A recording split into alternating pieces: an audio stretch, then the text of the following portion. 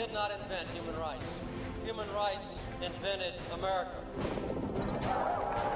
Where there is life, there is the thirst for liberty in all men and women.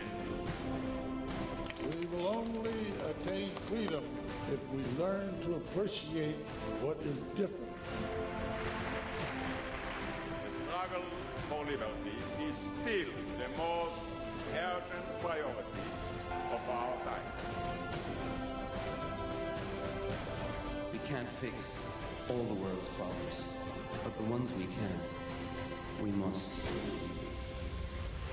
Welcome to the 2010 Liberty Medal presentation honoring Tony Blair. And now, live from the National Constitution Center, Action News anchorman Jim Gardner. Good evening, everyone. We're glad you could join us. Hundreds of people have gathered in front of the National Constitution Center tonight to honor Tony Blair, former British Prime Minister and friend to two American presidents, Bill Clinton and George W. Bush. Tonight, he has been chosen to receive the Liberty Medal, given every year for the past 2 decades to men and women who have championed the cause of freedom. The National Constitution Center is recognizing Blair for his leadership in trying to resolve some of the world's most enduring and complex conflicts in Northern Ireland, the Middle East, and Africa, and for establishing the Tony Blair Faith Foundation, a charitable organization whose stated mission is to oppose religious intolerance and extremism. The ceremony is about to begin. We'll be back with a presentation of the 2010 Liberty Medal to Tony Blair right after this. 6ABC's live coverage of the 2010 Liberty Medal honoring Tony Blair is presented by Fulton Bank and the bank. Listening is just the beginning. Member FDIC.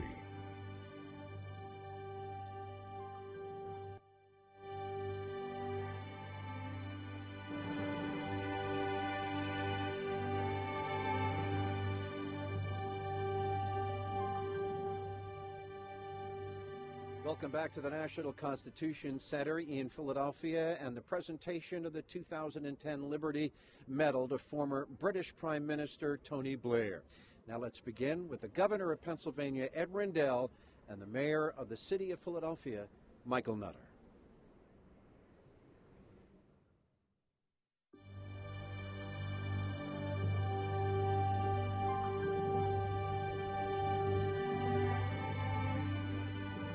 Like many of the other original colonies, Pennsylvania was founded as a haven for the victims of religious persecution, a place where people could enjoy the freedom to worship as they please. Along with religious toleration, William Penn included in his frame of government other rights derived from English common law, such as trial by jury and freedom of the press. Some of these ideas, including the need to balance the powers of government, were later incorporated into the U.S. Constitution.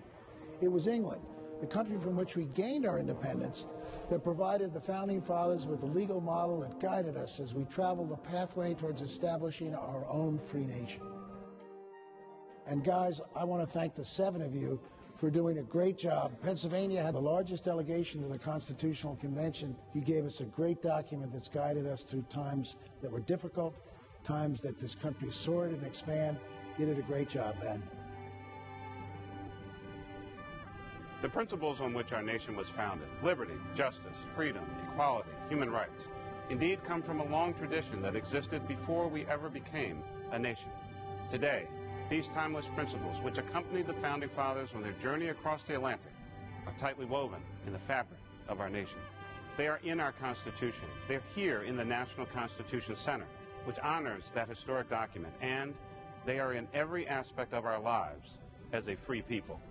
In our digital age, the face of freedom may look different than it did centuries ago as it adapts to new realities, technological and social realities that no one dreamed of when our Constitution was signed. But it is the strength of that great document and the tradition out of which it was born that continues to serve as the bedrock to build emerging democracies around the world.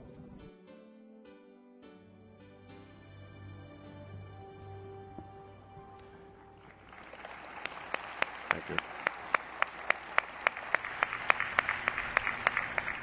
It is these core values of a free society that we celebrate with the Liberty Medal presentation.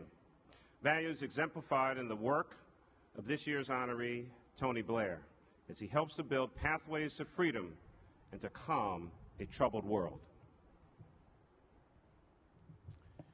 He has channeled the power of our respective countries' shared democratic principles and has turbocharged it with the personal commitment and determination that defines everything he has ever done, both as a world leader and a private citizen.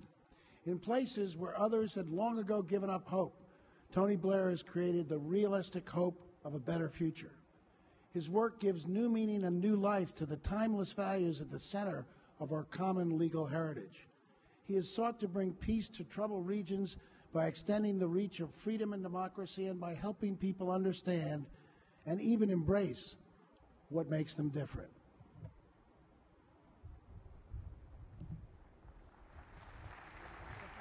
Please welcome the President and Chief Executive Officer of the National Constitution Center, David Eisner.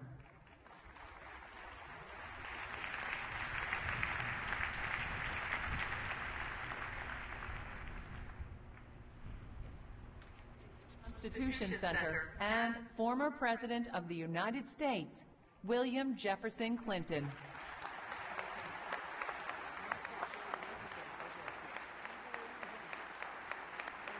And the recipient of the 2010 Liberty Medal, former Prime Minister of the United Kingdom and Quartet Representative, Tony Blair.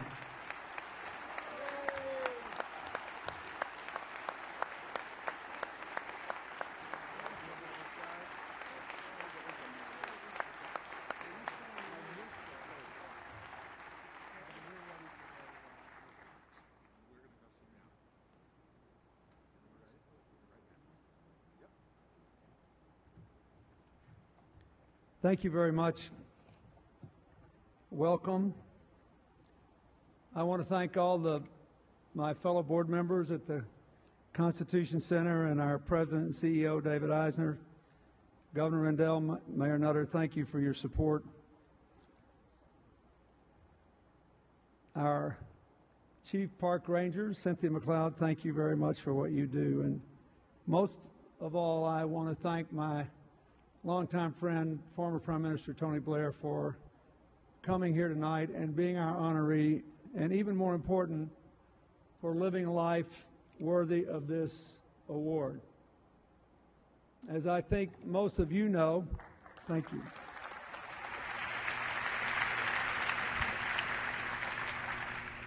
As I think most of you know, the first time I had any hand in presenting this award was in my very first year as president, before this Constitution Center was here, in 1993, on July the 4th. We gave it to Nelson Mandela and F.W. de Klerk. Since then, we have had at least 5 winners of the Nobel Peace Prize win this award, and many other people who have done noble and good things. When he was Prime Minister of the United Kingdom, Tony Blair worked hard to modernize his country's economy and improve its performance for ordinary citizens. He worked to reform the United Kingdom's health, education, and social welfare systems so that they advanced opportunity and responsibility and were effective. He led the United Kingdom on an aggressive path to reduce greenhouse gas emissions while improving economic growth.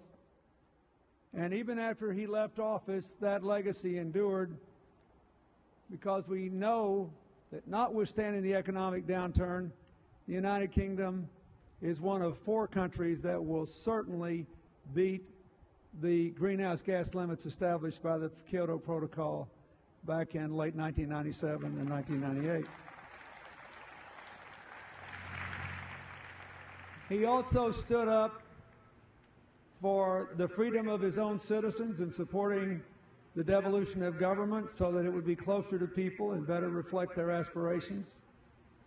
He stood up for the freedom of the people of Northern Ireland to build a common future that was peaceful and constructive, and without his efforts it would not have occurred.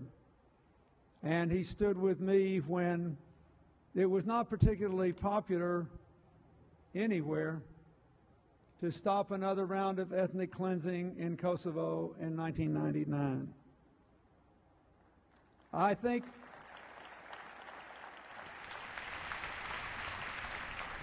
now, when he stepped down from being prime minister, after continuing the so-called special relationship between the United States and the UK, and working closely with my successor, President Bush, Tony asked me what I thought he should do. I said, you've worked so hard, you've been through so much, you won all these elections, there's all this turmoil you've had to deal with. You need to take some time off, just hang around with Cherie and your kids, and take about 6 months and decide what you're going to do. And he listened very intently, as he always does, and completely ignored all my advice. Instead, he immediately accepted a request to become the representative of the so-called quartet, the 4 sponsors of the Middle East peace process, in talking about how economic development can be used as an instrument of peace and progress in that troubled region. And I must say that I am very grateful to have him working there, and I know he's making a difference because the American Secretary of State told me so. And